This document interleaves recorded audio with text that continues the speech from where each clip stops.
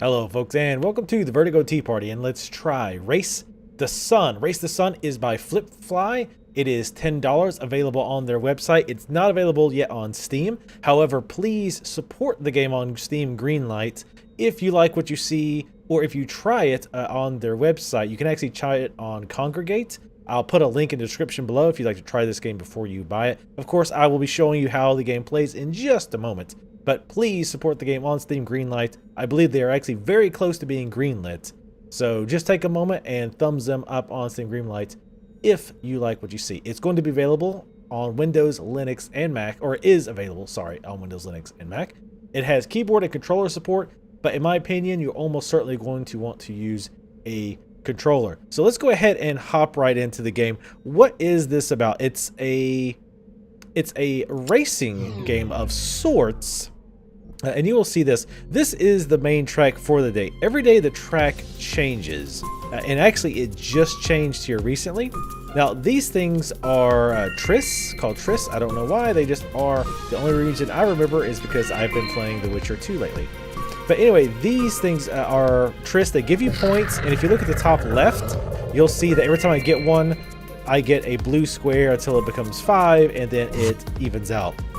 That's increasing my multiplier. So think of that like Rock Band, where after you hit so many notes in a row, you get a multiplier. Every time I get 5 of these, my score multiplier goes up. This is very much a score attack type game. And I'm going to try this map multiple times just to show you the various ways that you can go. But as you see, there is no slowing down. There's no braking in this game. There is only rush forward as fast as you can. And every map is broken up into regions. I just finished the first region. And as you can imagine, each region gets progressively harder. So what are these other things that I'm picking up? Well, first off, there is the little green icon that I picked up. That is a jump boost. Normally, you can only carry one jump power up per at a time. However, I actually have a ship upgrade which allows me to use 2 at a time, which I found to be quite handy, and I'll show you some of the other ship upgrades that you can get later on. So, see, I almost probably could have died there. Now, you can only run into one thing once and you're dead. Now, you can bump into things and it will slow you down like that. I totally did it on purpose, but it resets your multiplier. But I also have a high enough level that my multiplier drops to 2 instead of 1. So, as you can see, I got messages that my solar energy depletes. What does that mean? Well, if you have been very attentive, you'll notice that the sun in the distance is going down. Our little ship is solar powered, and most of the time so far we've been in the sun. So there's not been a solar issue, but if you look on my ship, there's like a little indicator. See, it just went red. That means I've been staying in the shadows a little bit too long, so I'm losing power. But the sun is also going down. So we need to pick up these things, these yellow, oh god, those yellow things reverse time and the sun goes back up. Now, why did I not die? If you noticed earlier, I picked up what looked like a purple shield. That is basically a get out of jail free card, so that if you run into something, it creates a portal and you pop on through. So we're just barely keeping the sun up, but it didn't matter because we ran into a wall. So let's look at the various things here. There is a leaderboard, which I will be showing you. You have our score, which is based on how many Triss you got, how long you survived, how long you kept your multiplier, etc. Now you can see I'm actually ranked number 1. Now, obviously I am the best Race the Sun player in the world. Or it could be that it's just because the world's just reset. So the world actually just reset about 15 minutes ago, and I just happened to be one of the first people to play it. So I will enjoy my place as number 1 on the leaderboard. This wasn't this run, this is my last run. Obviously significantly better than I just did. I will definitely enjoy my time on the leaderboard. And you can see there's only 3 other people who are on it because, again, it just set. You can also look at previous days. High scores, 26 million. And my score is 778,000. So needless to say, I will not stay number 1 for long. This, again, changes every 24 hours. You get a new map to play as. So do you only get 1 map a day? No, you don't. There's more to it, but I'll show you that in just a moment. There's a pretty good bit to cover, so please bear with me. On the right-hand side, you can see my level, which is 11 out of 25, and 4 empty dots. So what does this mean? How do you get levels? Well, if you look here, you get these squares by doing these challenges. So for 1 square, we can clear a single region without collecting any tris, any of those blue triangles, which should be pretty easy.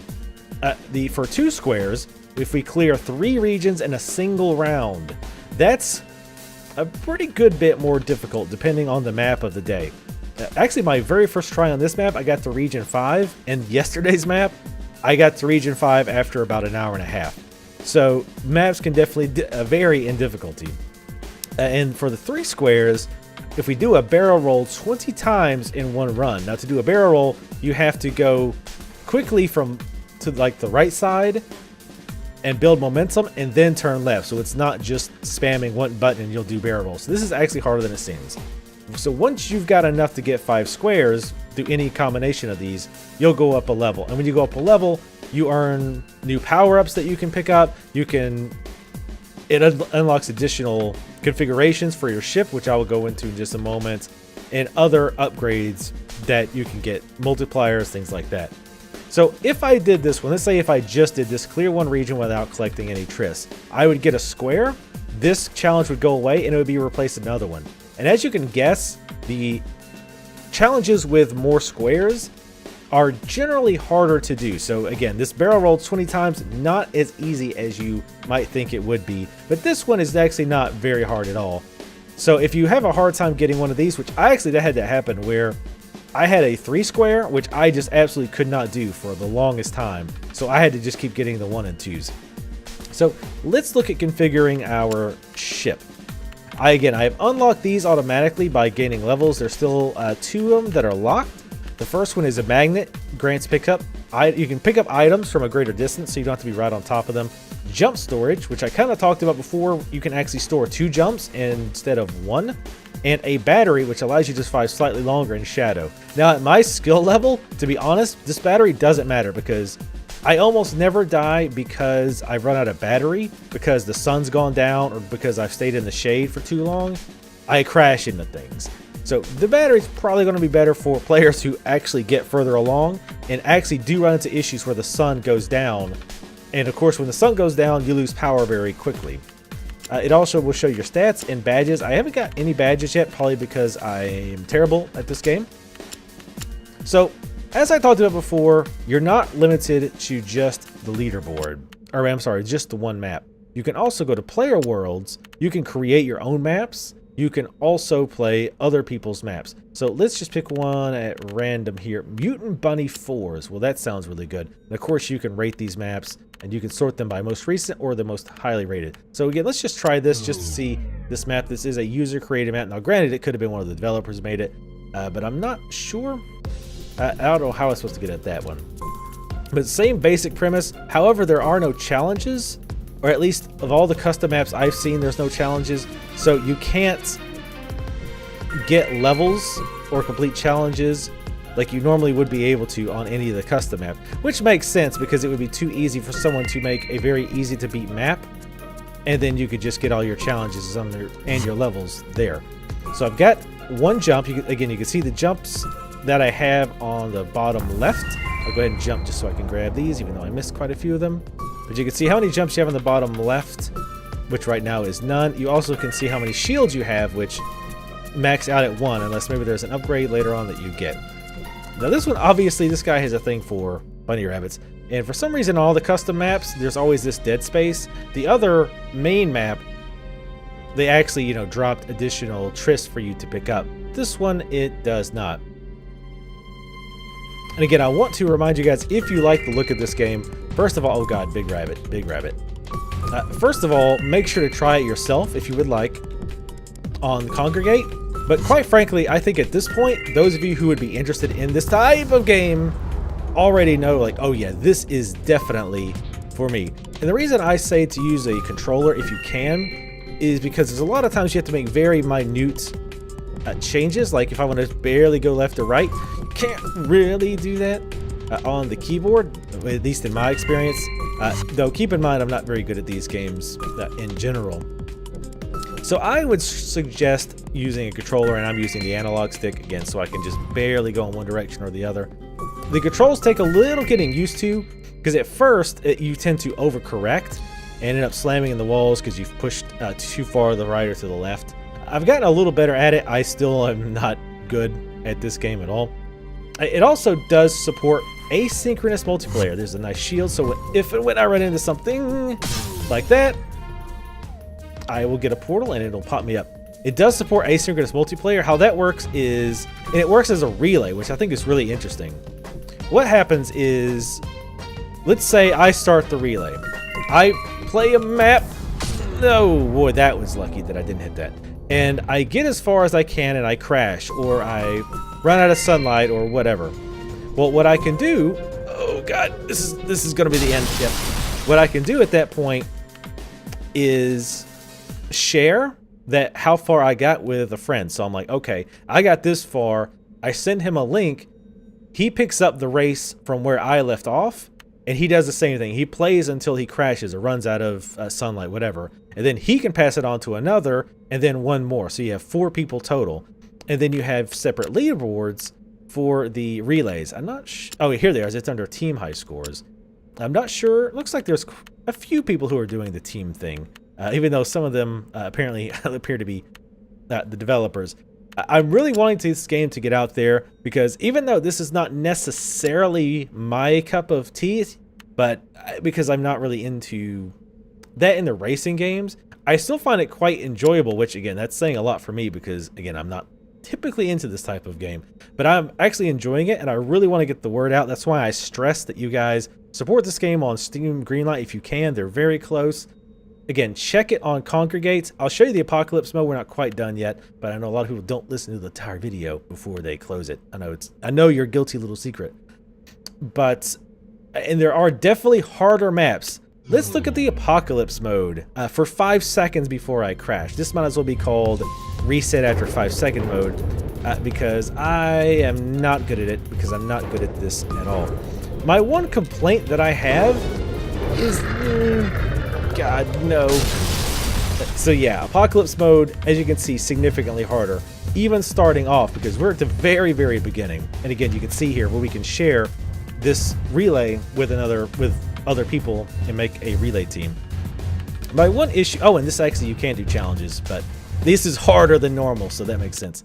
And I'm pretty sure this Apocalypse mode is maps created by, or the map created by, the actual dev team. I don't know if the Apocalypse map changes. I think it does. I think it does change every day. But, oh yeah, my one complaint, and I was going to show you the main map one more time, just to show you that it can be quite different depending on you go. So this time I'm going to go for the far right. And you should see some differences, hopefully, if I went far enough to the right. And I like that. I like that you can kind of explore the map in a way, good lord, and maybe find an easier path, or just an easier path for you, because I tend to be able to handle certain obstacles better than others, and maybe maybe it could be different for other people. But you can explore the map, kind of find better options. The problem I have is a lot of times these power-ups, you can be in an area where there's no power-ups, and it's unless you memorize the map, it can be hard to find them because you have very, very short time to see the power-up and then get to it. Now these trysts, it doesn't really matter because it's just for points. But when you're talking about the boost, the time boost, which basically makes the sun start going back up again so that you have more time, and also the jump ones, you have a beam of light that comes down, like you can see those beam of lights coming down. But a lot of times, because you're going so quick, and especially on later areas, there are so many obstacles, it becomes very difficult, if not impossible, to get to it in the amount of time that you can see it. I hate those. So we're going to go in the middle, see what else we can find over here. We're going to jump up here. Ah, a little too late. But it can be very difficult, again, if not impossible, to get over there. So a lot of times you really need to memorize the map. Oh, God. To pick up the power-ups that you are needing. Jesus, stop. I'm not in a good area, and I can't really move without slamming into a wall. Okay, we made it through there. Sorry if my mouse keeps showing up.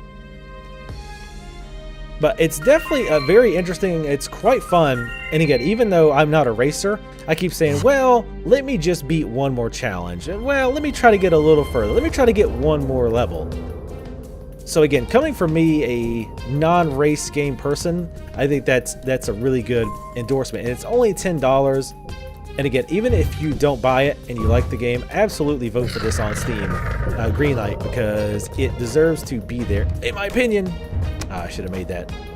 One thing, it actually sometimes getting the oh god, the boost actually makes things harder. Oh shit. It basically makes the boost harder, or makes the race harder, because you're going so fast. It becomes hard to react to what's coming up. And as you can see here, I'm actually surviving until the sun's going down. I'm going to see if I can survive until the sun goes down, just so you can see what happens. I probably should have went inside there. Okay, that's actually wasn't that bad. But as the sun goes down, you'll actually see my power start dropping, as it is right now. If we hurry, no, drop a boost. No, he dropped the jump.